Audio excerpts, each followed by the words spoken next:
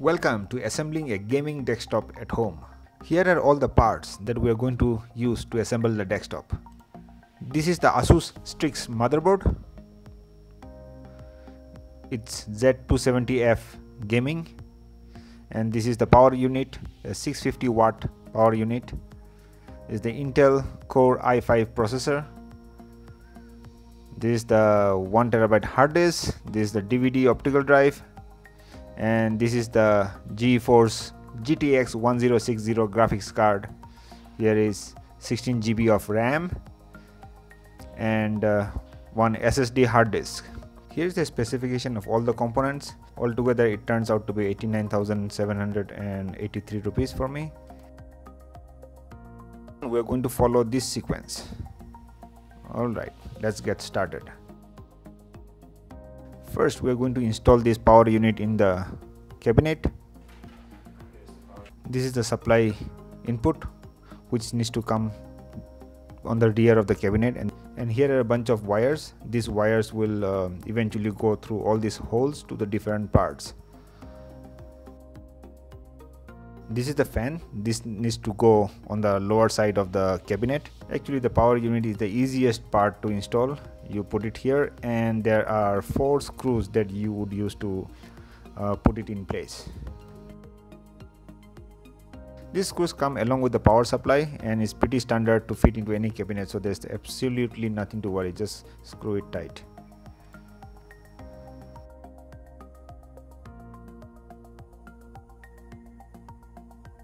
Well, that's all with the power supply. We're done. Next, we will install the motherboard.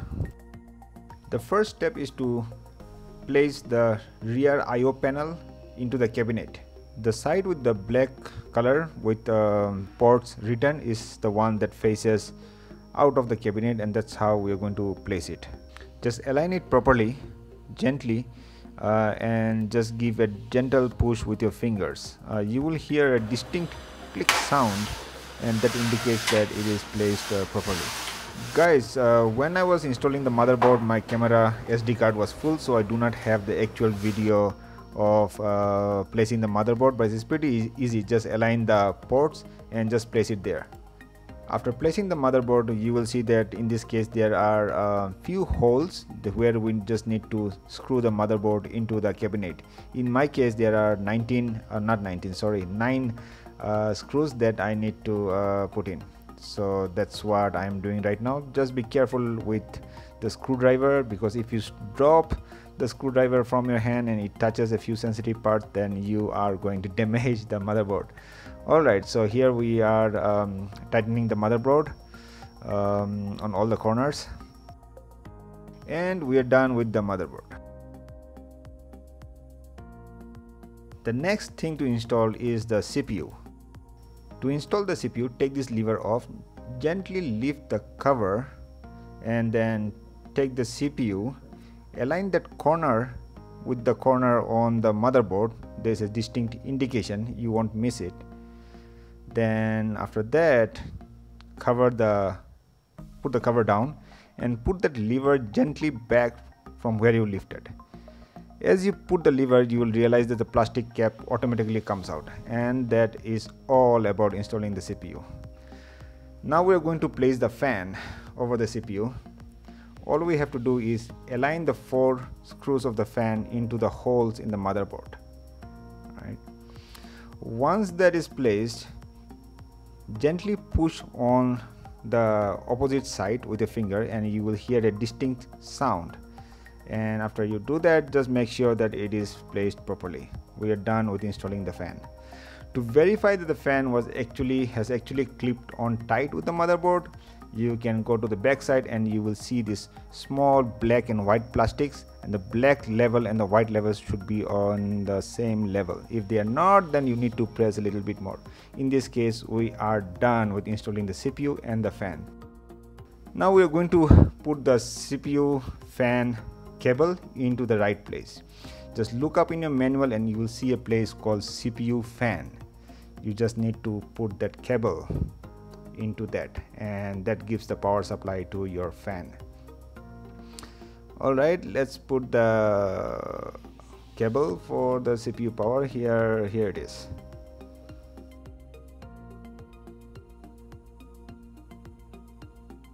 Next is installing the hard disk. Alright, this is the slot where we put the hard disk. Okay, this is my 7200 RPM 1 terabyte hard disk. I just need to place it there.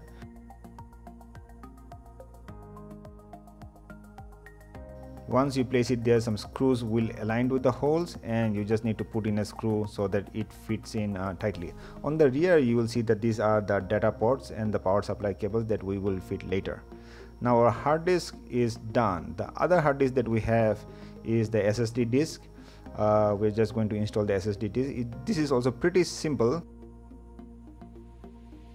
These are the inputs to the disk, and you will see some holes for screwing. So I'm going to put this into the slot. Okay, I'm just going to loosen the bay a little bit. Just slide in the hard disk and you will hear a slight distinct sound. After that, you simply put the screw and tighten it. That's all you need to do. Later we're going to connect the cable into this part. We are done with the hard disk. Now let's install the graphics card. The PCIe X16 slot where we are going to place the graphics card. Before we do anything, let's just verify that it will fit in properly. So let's see, this is how it is going to fit in. Alright, and if I align it properly, I can see that I need to remove those two panels for the ports to show up on the rear side of my cabinet. So we're going to remove these panels. Actually, I need to remove two of them and make sure I remove the correct one so that the card is aligned. Fitting the graphics card is pretty easy. You just need to align the ports and push in gently. Here also you will hear a distinct click sound, and that makes sure that it is properly installed. After that, you take back those two screws that you removed and screw it in so that it tightly fits. That's all about installing the graphics card. We will do the wiring later.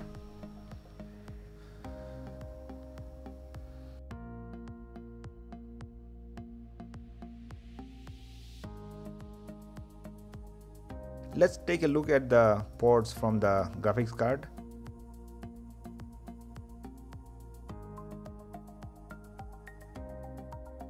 There are three ports. This is the DVI port, and in the center is the HDMI port, and above that is the display port. I'm just going to use the HDMI port, so let me keep the other two covered. This is where a cable would be fitted in, but we will do that later. Well, we are done with installing the graphics card. That was easy and simple. Next is installing the memory RAM. These are the slots in the motherboard where they fit in.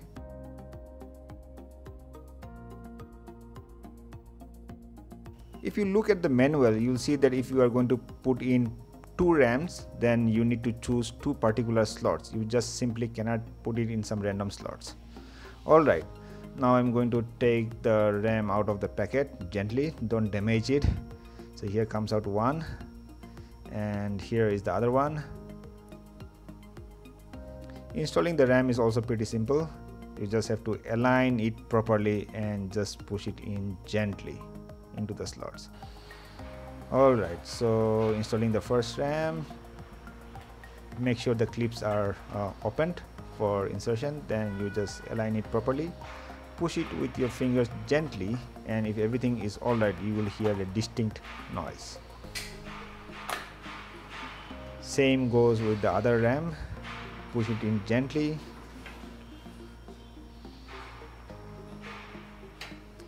Push it in gently. Wait for that gentle click noise, and you will see the clips also coming back and holding the RAM. That's all about installing the RAM. So here we are. We've got the CPU, the graphics card, the hard disk, and 16 GB of RAM all installed. The next is installing the DVD drive. This is the DVD drive. The first step is to remove those panels in the front of the cabinet. It comes out with a gentle push. There it is, and all I have to do is insert the DVD drive into that opening. Yeah, I seem to have some problem with inserting it. There is some kind of problem in the upper tray. It took me some time to figure out that it's just not worth pushing it hard, so I've just removed the lower bay and put the DVD drive on the lower bay. So we're just going to cover the upper bay. Come on, do a little push, but not too hard. No, it's not working. Okay, I'm just going to put my hand inside and align it gently. It should work. Yeah, there it is. So we are done with installing the DVD drive. Well, actually not. We still need to tighten the DVD drive with the screws. You will see that the holes would align, and you just pick up the appropriate screws that came with the cabinet and tie it in. I like to put in as many screws as possible so that later I don't have to search for screws if I want to put another DVD drive. Even on the other side, there are a few holes that gets aligned automatically, and we're just going to tighten it. That's all.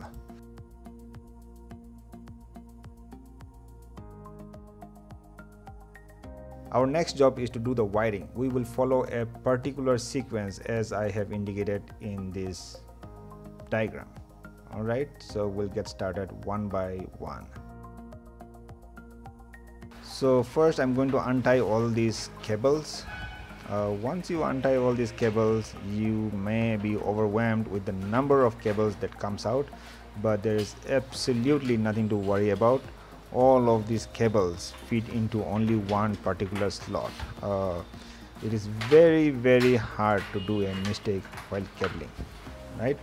Alright, so I'm just going to align this cable, and the first cable we are going to put in is the ATX power connection. There is a 24-pin cable that I'm just going to insert into a slot on the motherboard.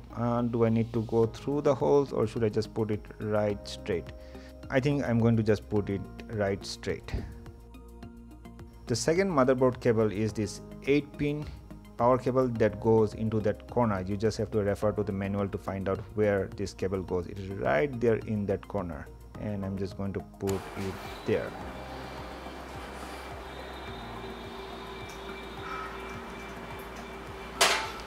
So we're done with cabling for the motherboard.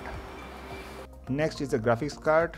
Here is the input, and you'll find a cable labeled PCIe, and that's what goes into the graphics card. It's a 6-pin cable, and you will hear a distinct sound, and that's all for the graphics card. Next, we're going to connect the cables into the hard disk, the SATA cables from the motherboard to the hard disk. So I've got 4 cables. I'll be using only 3 of them. Some of those cables are bent and some of them not, so based on your convenience, we're just going to pick up whatever suits us. The first, let's put it into the SSD disk. We're going to use the bent cable. It just looks convenient to put it here. The other cable goes into a slot in your motherboard. In this motherboard there are 6 slots. As you can see, we're going to put it in any of those slots. Now right now I think I'm going to put the cable through one of these holes, or maybe just directly. I'm just going to put it there. That's also pretty easy to install. There's only one way the cable goes in, so there's no way you can do a mistake here.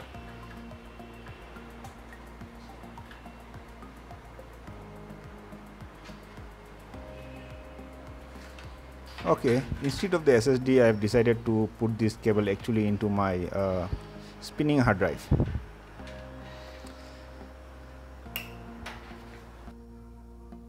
Okay, so for the SSD, I'm just going to take another cable, put it into the SSD,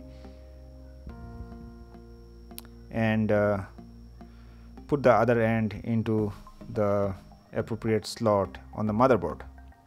Now that we have connected the motherboard to the hard disk, the next is to give the power supply to those hard disk.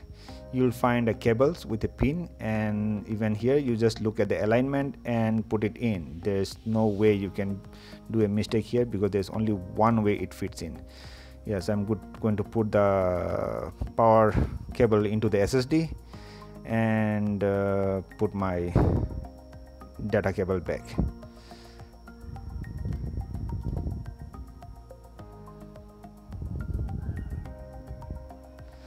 Alright, now I'm going to take a wire through one of those holes that I love and find my hard disk and put in the power supply into the hard disk as well.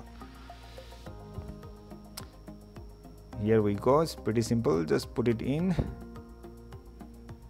make sure it is clamped nice and tight, and that's all. The same thing goes with the DVD optical drive. Put in the power cable and take another SATA cable and connect it to the motherboard.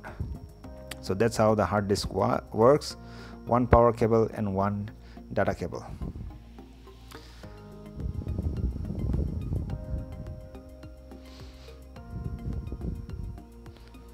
Okay, I am left with one spare SATA cable for some future upgrades, so I'm just going to put in this is what I meant by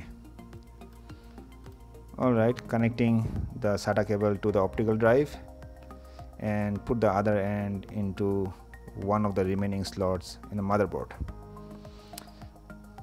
Pass the cable through one of these holes. Yeah, very nice cable management. So as you see, I have 3 more slots free on my motherboard.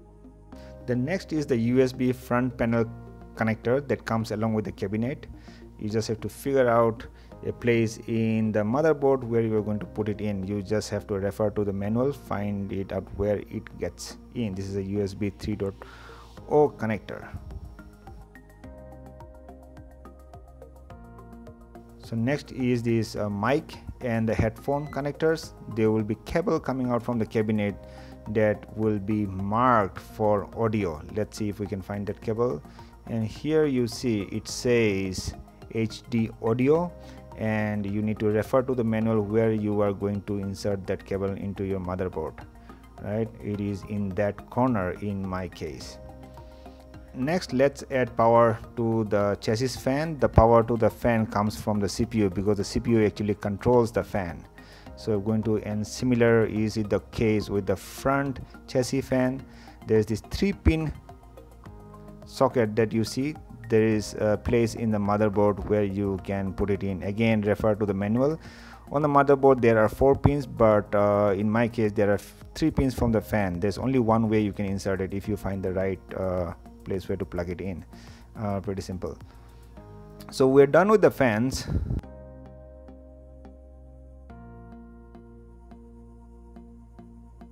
Next is a bunch of cables that comes from the cabinet. They're indicated as HDD LED, and there is the LED on the front panel. Then is the positive LED.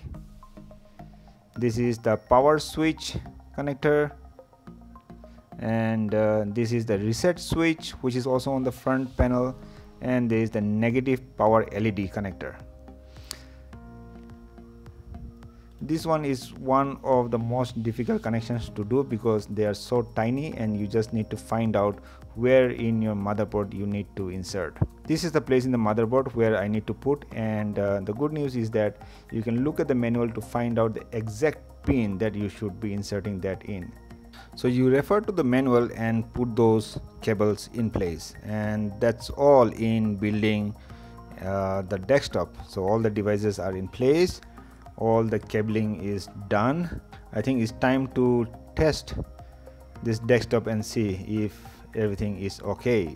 So I'm going to put in the HDMI cable and my wireless mouse and keyboard and the power cable. Oh no, this is a bummer. It's just now I realized that this power cable is not going to fit into the Indian system. This is probably a UK system.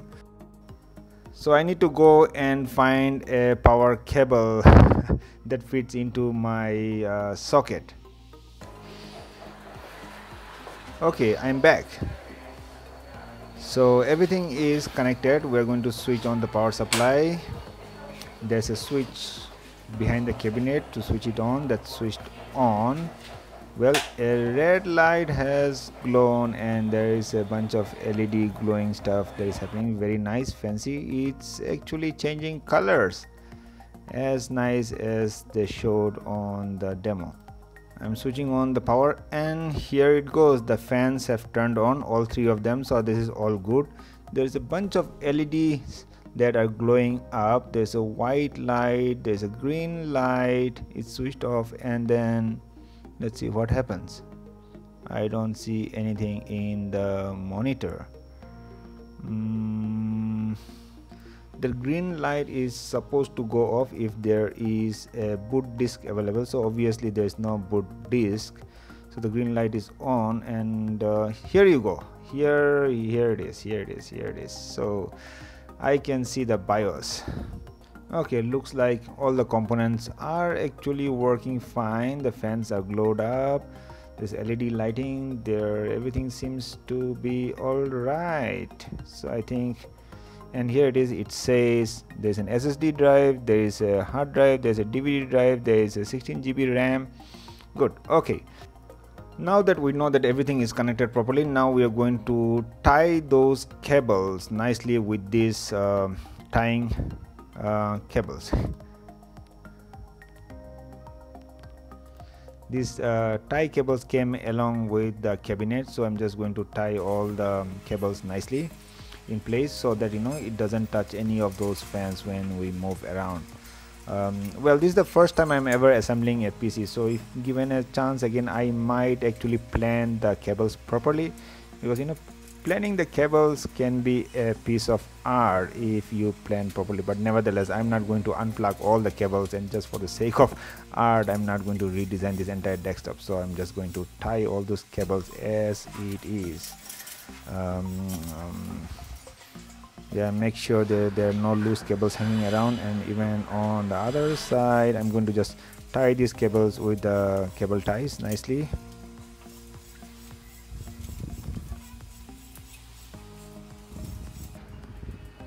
Okay, we are done. Now I'm going to put in the side panel covers one by one. First, the panel with the glass window, I'm just going to put it in.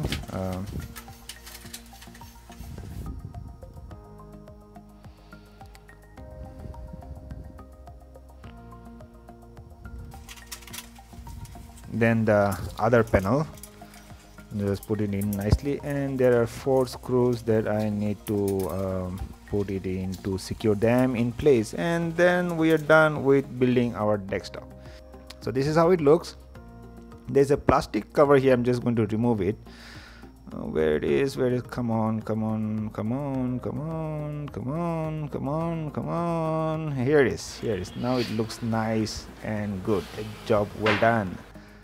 Well, this is the BIOS. This is a very fancy BIOS, and I'm not going to be able to talk about this today, but we are done with assembling our or rather my first desktop.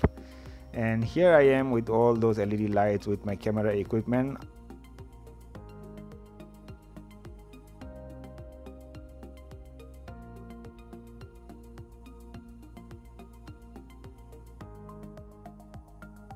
I got this desktop mainly for my flight simulation software X-Plane 11. With my old Dell Inspiron 15R laptop, which is an old generation i7 with 8 GB of RAM, it would take minutes to load the game, and I could hardly get around 10 frames per second on this laptop, so it really didn't work out. On this desktop, it takes seconds to start the game, and on the ground I get around 40 frames per second, and when I'm up in the sky I get 70 to 80 frames per second. That's much more than what I expected. That's mission accomplished with flying colors. Thanks for watching this video, and if you're interested in the unboxing of all the components that I use, please check out my YouTube channel. It's on the same playlist as this video. Alright, okay, bye bye.